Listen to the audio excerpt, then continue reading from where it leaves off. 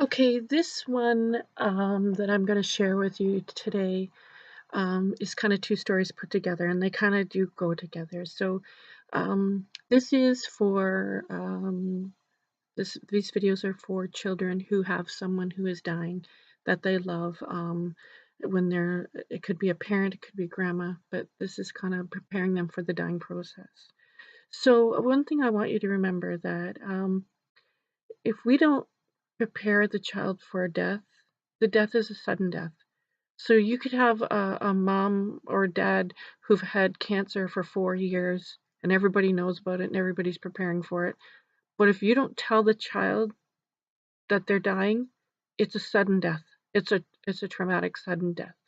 So that's why if we know that this death is happening, then we need to tell them about it and prepare them. And so this first story is about a little girl, and she's 6, and I've told you maybe a little bit about this story before. So, and I'm just gonna tell like it's a long story, but I'm just gonna tell a short bit of it today to prepare for the next video. But so she's 6 years old. She had a little sister. Mom had cancer for 3 years. No one told her about it. And so when dad came home and said mom had died, mommy was gone, she was really angry.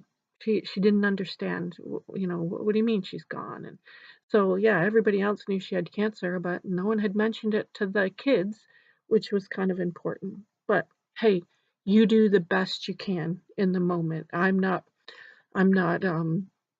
thinking poorly about anybody. You just deal with what you got.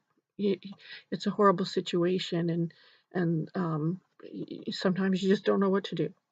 So she was really angry. So the dad asked if I would talk to her, and I was like, "Yeah, whatever I can do to help. I would love to talk to her." So we met a few times and we talked, and she told me she was angry because nobody told her what was happening to her mom, and she had some things that she had wanted to say, and so she couldn't. And so we sat down together, and that's when I came up with the idea, and I put that in the memory book of writing a letter. And so I had the pen and the paper and made a big deal about it. I said, okay, we're going to write a letter. I'm going to write, you talk, we'll make a letter. So she's like, okay. So I write down, dear mommy. Okay, I love you. Okay, love, Sarah. I said, "Is that it? Is there anything else?" "Nope, that's it." And I was amazed by that. And I was like, she taught me a lesson that it's super important for a child to be able to say goodbye, I love you to their parent. And we have the ability to make that happen. As a nurse on a palliative care unit, we know all the signs and symptoms of when somebody's going to die, and we report it to the doctor and everything else. But being able to have a child say goodbye, I love you to their parent should be number one on that list of things we do.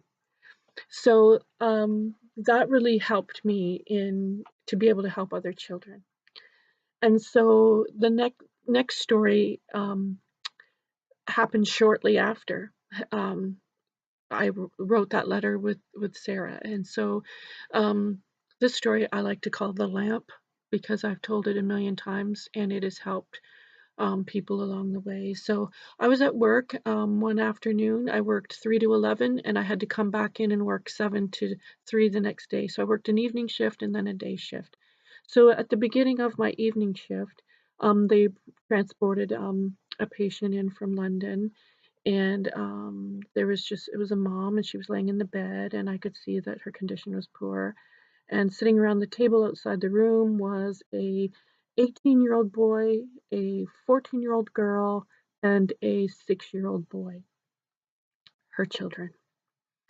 So of course that was super sad, and one of my coworkers said, Connie, can you go and talk to them while she was running around doing orders and stuff? And I said, yeah.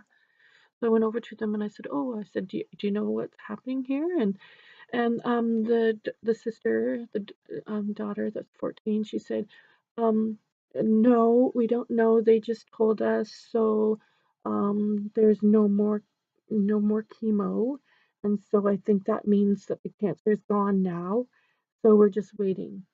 And I went, "Oh, okay." I said, "Well, let me just run and look at this chart." And so I go and read the chart, and it's, yeah, no more chemo. There's nothing more they can do, and it's comfort measures only, and she's dying. And dad was someplace, and when I looked at her, it looked like she was dying soon. So I sat down with the kids and I said, I told them, I said, this is what's happening. And they go, really? Like they were amazed. They had no idea that this was happening and soon, very soon. And so I explained it all, kind of, what I read, what I knew. This is all kind of I know right now. And the little 6-year-old, he looked at me right in the eye and he said, "So you're telling me my mom's gonna die?" And I had a big lump in my throat and I looked at him and I said, "Yep." I said, "That's what I'm telling you." And he goes, "Great, great. There goes my lamp. The only thing between that lamp and me is my mom. My sister's gonna take that lamp. The only thing between that lamp and my sister is my mom. She said I could have that lamp, and my sister's gonna take it back."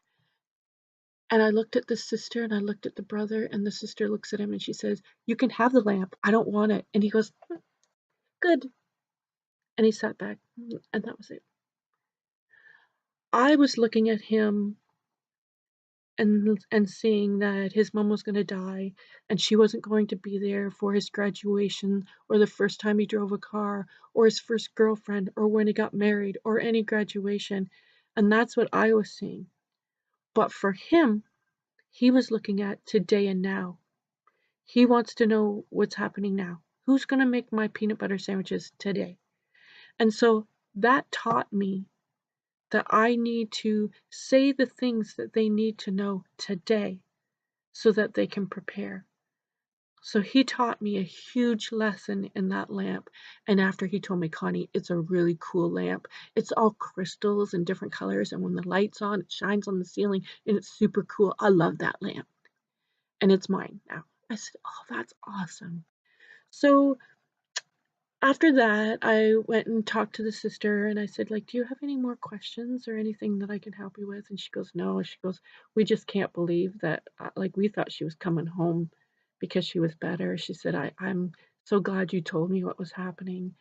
And so I said to her, I said, "One of the really important things that I've learned from other kids is he needs to be able to go in and say that he loves her and so that he knows she heard that." And I said, "That'll help him heal in the future." And she goes, "Oh, okay." And so I said, "We can either do it now or tomorrow. I'm back on tomorrow." And she goes, "Okay." And so she came to me. She goes, "Let's do it now," because she said it's going to get kind of busy. And I said, "Okay." So at that point, we'd moved her to a private room, and it was a little more comfortable for the family in that room. And so we went in, and she took his hand, and she went up to him, and she said, "Okay, now we're gonna say goodbye to Mom. And so I want you to say goodbye, Mom. I love you," and so that she can hear you." And he goes, "Okay." So we walked in together, and there was another nurse behind me, and we walked in, and he goes, "Hi, Mommy." He said, "I love you so much. um, I miss you and I will never forget you." And he looked up at his sister and he said, "Is that okay?" And of course, other nurse and I were sobbing at that point. And she said, "Yeah, you did a really great job." And he said, "Thanks." And then off he went to play with some toys in the other room. But the next day when I came in on day shift, Mom was poorer and she ended up dying about 1 o'clock the next day. and the sister and the brother were there, and the little boy was in the other room playing with toys, but he came in afterwards, and the sister said, "Remember you told Mummy that you loved her?"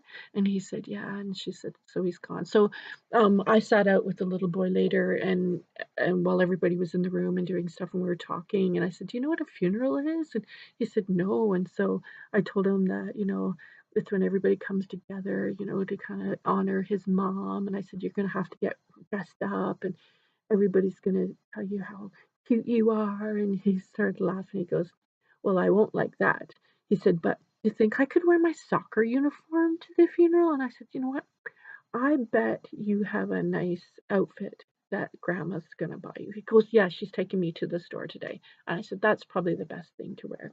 So, um, the little 6-year-old girl who told me that she needed to talk to her mom and say goodbye, "I love you," was able to help thousands of kids after her go in, say goodbye, say "I love you." They may not be able to answer back, but they hear you. And I share this in my presentations from across Canada, going over to Bristol, England, and speaking at a conference on children and death, helping people to understand that children need to say goodbye, "I love you," when a parent is dying. So simple, but it helps them for the rest of their lives. That boy now has graduated from university and is married and probably has children of his own by now, I'm guessing. Um, but that helped him in his grief, is knowing that he said goodbye, "I love you too, mom." So once again, it's hard to step out of your comfort zone. It's hard to look at a little 6-year-old boy and tell him his mom's gonna die, but it's gonna happen, whether we want it to or not. So we can help these children, prepare them, tell them what's happening at their level so that we can help them in their grief after. So that's the two kind of case stories I put together for an example, but I hope you can learn from that.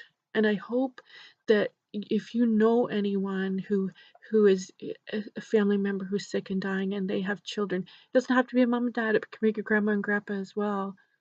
But they if you don't people don't want them there, let them be in there for 5 minutes just to say that, just to say their goodbyes. And so that later on, after they've died, a year later, you can say, "Remember when you went in to grandma and you said, 'Bye, grandma, I love you. I'll never forget you.'" And then, "Yeah, I remember that." And it's a good memory in a sad, sad moment. So take these sad stories and learn from them and share them with others and know that we've made a difference in somebody's life. So that's it for this video, and we'll be on to the next video in a little bit. Thanks.